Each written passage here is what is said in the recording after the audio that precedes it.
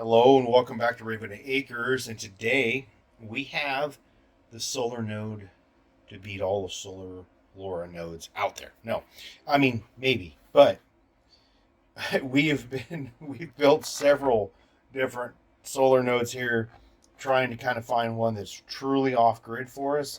And I think thanks to the comms channel, which his videos series on this will be linked in the right hand corner of the video, we've got something I believe will get us much further than the other projects have. So, boom. All right. Complete project. I will throw in a little bit B-roll here as we kind of go along, so you can kind of see as we build this. If you have questions about the build, please just ask.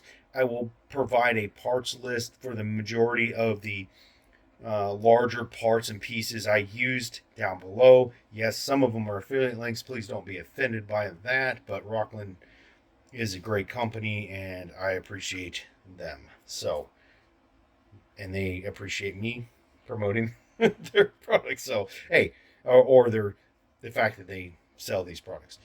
All right, so the brains is our whiz block, our rack wireless whiz block here, starter kit. And then I'm using an acrylic plate out of a whiz or rack wireless kit to build your own kind of see-through rack wireless with a screen and so on and so forth. Little kind of maybe desktop LoRa setup. But that plate makes it easy to mount everything down. That idea obviously came from the comms channel.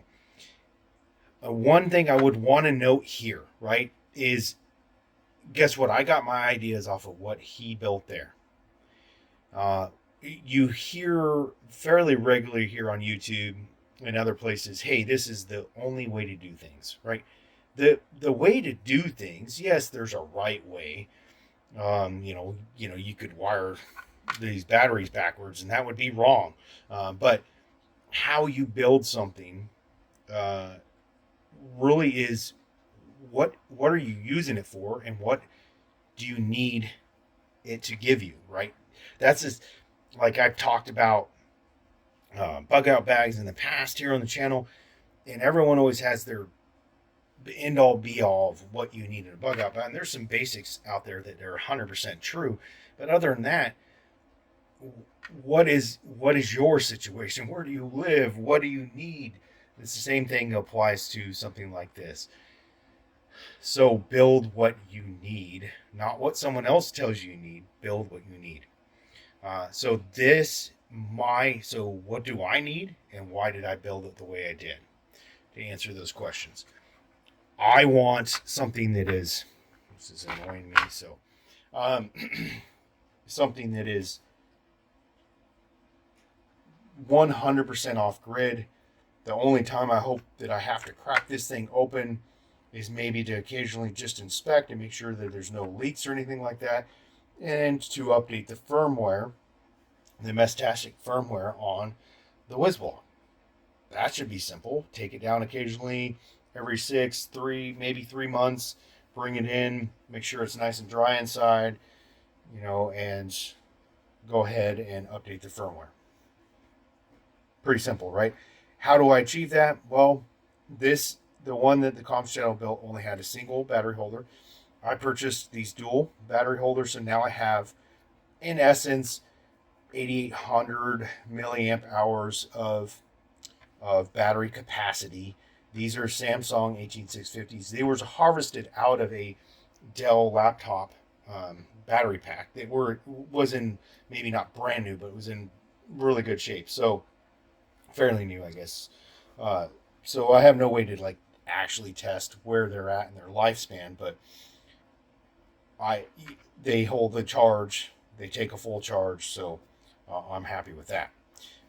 The changes I also made were I put 2 gland seals on here. I've talked about those in the past or in previous videos.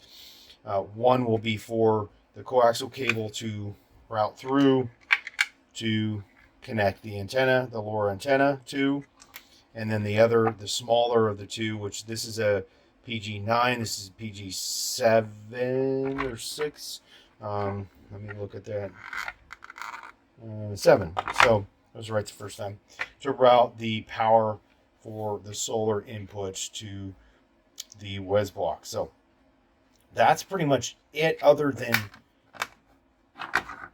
the back, right? So I took and went ahead, purchased these 8x32 threaded inserts. These are for plastic. You have to have a like a soldering iron to heat them up and press them down in there. I used a 13/64 drill bit to oversize the holes that were already in here, and then heat press those in. Video here, obviously, kind of showing you that process.